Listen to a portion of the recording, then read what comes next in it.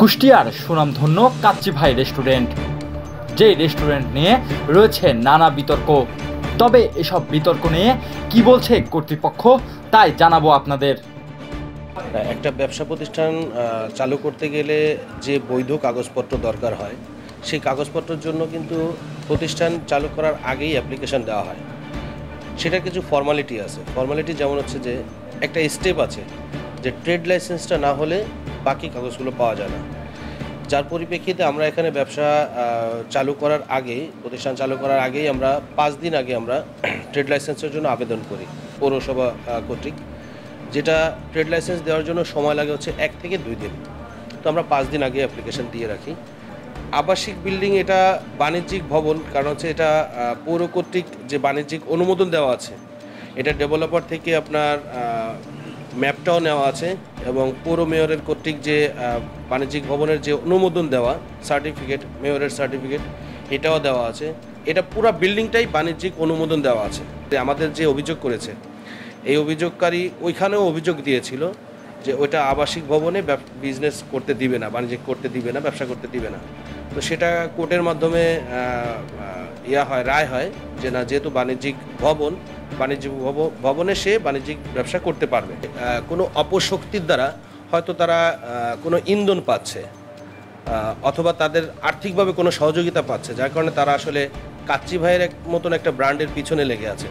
Otherwise তারা যদি আমাদের সঙ্গে বসে, তারা যেহেতু আমাদের সঙ্গে বসে আমাদেরকে শর্ত দিয়েছে যে কিচেন সরাই নিলে তাদের কোনো আপত্তি নেই, তো সেক্ষেত্রে তারা কিচেন সরানোর শর্ত দিয়ে সেই শর্ত অনুযায়ী আমরা কাজ করতেছি।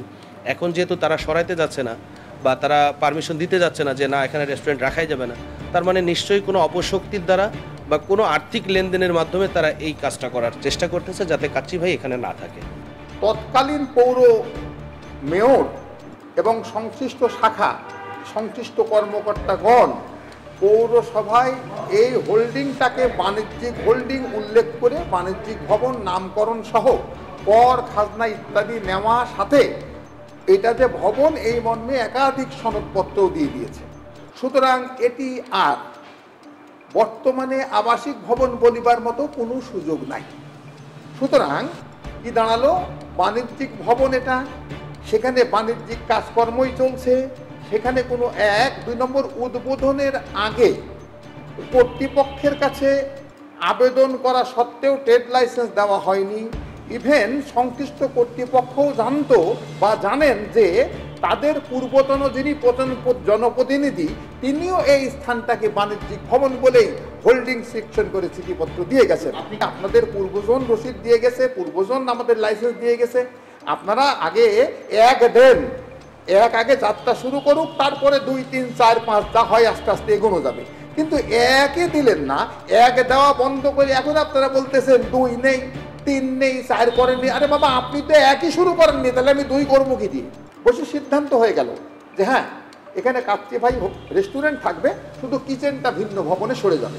আমরা তাতেও সম্মত হয়ে আপোষনামায় স্বাক্ষর করলাম, সম্মতি দিলাম। কিন্তু অভিযোগকারী ওই সময় ওই সালিশ থেকে সালিশনামায় বা আপোষনামায় স্বাক্ষর না করে উঠে চলে গেলেন।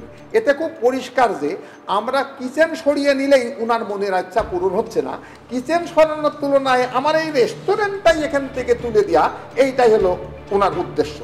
আর এই উদ্দেশ্যের জন্যই উনি প্রশাসনের মাধ্যমে আইনকে অপব্যবহারের চেষ্টা করে সাংবিধানিক অধিকার লঙ্ঘন করছেন।